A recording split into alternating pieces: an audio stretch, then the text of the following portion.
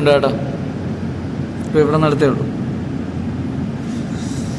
റൈഡിൻ്റെ 70% complete ആയിട്ടുണ്ട് കേട്ടോ. ടിക്കറ്റിൻ്റെ ഇത് നീ തോന്നണില്ല എൻ്റെ മേളിൽ പോകും തോന്നണില്ല. എൻ്റെ മേളിൽ പോയാൽ SL ആണ്, ഇല്ലെങ്കിൽ ഒരു 30% കൂടെ എടുക്കാറുണ്ട്. അത്ര തന്നെ. ബാക്കി 70% കംപ്ലീറ്റ്. അത് അങ്ങനത്തെ ഒരു പൊസിഷനിൽ നിൽക്കുകയാണ്. എക്സെറ്റ് ചെയ്താലും മുതലാവൂല. അതിനേക്കാൾ SL അടിക്കട്ടെ. ഞാൻ ലൈറ്റൊക്കെ ഓണാക്കിട്ടാണ് ടൈം കിടക്കുകയാണ് കേട്ടോ. അതിനൊന്നായിക്കൊണ്ടിരുന്നിട്ടും കാര്യമില്ല. പോയി ചെടിക്കൊക്കെ വെള്ളം ഒഴിച്ച് പോയി മൊബൈലൊന്ന് ചാർജ് ചെയ്യേണ്ട പരിപാടിയൊക്കെ നോക്കും. SL അടിച്ചേട്ടോ. അയ്യേ, എനിക്ക് പറ്റിയ മിസ്റ്റേക്ക് എന്ന് പറഞ്ഞാൽ വെയിറ്റ് ചെയ്തിരുന്നെങ്കിൽ അടുത്തൊരു ട്രൈഡും കൂടെ എടുക്കാമായിരുന്നു. ഇതിന് ശേഷം ഒരു ട്രൈഡ് എടുക്കാമായിരുന്നു.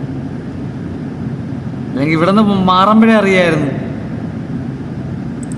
ചേഞ്ച് ആയെന്ന്. ഇത് ബ്രേക്ക് ചെയ്തപ്പോഴും ഞാൻ പറഞ്ഞില്ല ചേഞ്ച് ആവുമെന്ന്. പ്രശ്നം എന്ന് പറഞ്ഞു കഴിഞ്ഞാൽ ഞാൻ ഉണ്ടായിരുന്നപ്പോൾ അല്ല കയറിയത്.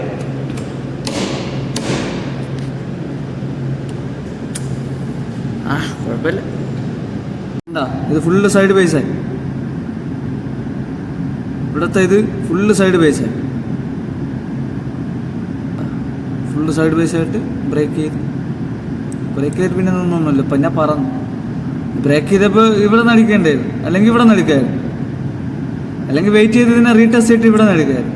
പക്ഷേ ഇവിടെ നിന്ന് ഭയങ്കര റിസ്ക് ആയിപ്പോയി. പിന്നെ ഇത് എന്താണെന്ന് പറയാൻ, പിന്നെ മൂവ്മെൻറ്റ് ചെയ്തതിനു ശേഷം വേണം ആക്കുവാണ് എന്തും പറയാമെന്നാണ് ഗൈസ്. മനസ്സിലായി? എനിക്കും എന്തും വേണോ പറയാമെന്നാണ്. അപ്പോഴേ ചിലപ്പോൾ തല കൂടുതൽ തുറക്കണതാണ്. അത് പറഞ്ഞതിന് മുമ്പേ പറയണതും വന്നതിന് ശേഷം പറഞ്ഞ വ്യത്യാസമുണ്ട്. ഡൗൺ എന്ന് പറയാനായിട്ട് 7 മണിക്ക് ശേഷം 7-7:30 ഞാൻ ജസ്റ്റ് ഒന്ന് ഇല്ലത്തേക്ക് ഒന്ന് കൂട്ടി വയ്ക്കാൻ വേണ്ടി വന്നതാണ്. പ്ലാൻ മാറ്റി ഓടാന്ന് വിചാരിച്ചായിരുന്നു. വന്നിരുന്നതാണ്. ഇനി ഇതിനകത്ത് കിടന്ന് 2 റൗണ്ട് ഓടിയിട്ട് ഇപ്പോൾ കുളിക്കേണ്ട പരിപാടി നോക്കാം. കാരണം മഴയുടെ പൊടിഞ്ഞു തുടങ്ങി ചെറുതായിട്ട്. ഇനി ഇറങ്ങിയാൽ റെഡി ആവൂല ആകണം കേട്ടോ. സോയ ചങ്സിന് വെള്ളം ഒഴിച്ച് സെറ്റാക്കി ഇട്ടിട്ടുണ്ട് കേട്ടോ. നേരെ ഡ്യൂട്ടി കയറാൻ പോകുന്ന കേട്ടോ. ടൈമായി. പിന്നെ എല്ലാം പോയി ചെക്ക് ചെയ്തു. ഇവിടെ കുഴപ്പമില്ല. ജസ്റ്റ് അടുത്തുള്ളതെന്ന് പറഞ്ഞാൽ എല്ലായിടവും പോയി ചെക്ക് ചെയ്യണം കമ്പ്യൂട്ടർ ബേസ്. കാരണം എല്ലായിടവും ലെവൽ ഇന്നലെ ഷട്ട് ഡൗൺ ആയിരുന്നല്ല. 6 മണിക്കാണ് വന്നത്. ഞാൻ ഉറക്കെണീറ്റ സമയത്താണ് വെള്ളം വന്നത്. ഞാൻ പോയി എല്ലാം ചെക്ക് ചെയ്ത് നോക്കട്ടെ. ഡൗൺ ആയിട്ട് നിൽക്കുകയാണ്. ഏകദേശം 3.15 തന്നെ നിൽക്കുകയാണ്. പിന്നെ അടുത്തെന്ന് പറഞ്ഞാൽ ബാക്കി കുഴപ്പമില്ല. ബാക്കിയുള്ള സ്ഥലം കുഴപ്പമില്ല. 5-6 സ്ഥലങ്ങളുണ്ട് ലെവൽ ഡൗൺ. വേറെ കുഴപ്പമില്ല. നേരത്തെ ഇപ്പം വന്നല്ലേ ഉള്ളൂ. നേരത്തെ മാർക്കറ്റ് എങ്ങനെയാണെന്ന് നോക്കട്ടെ.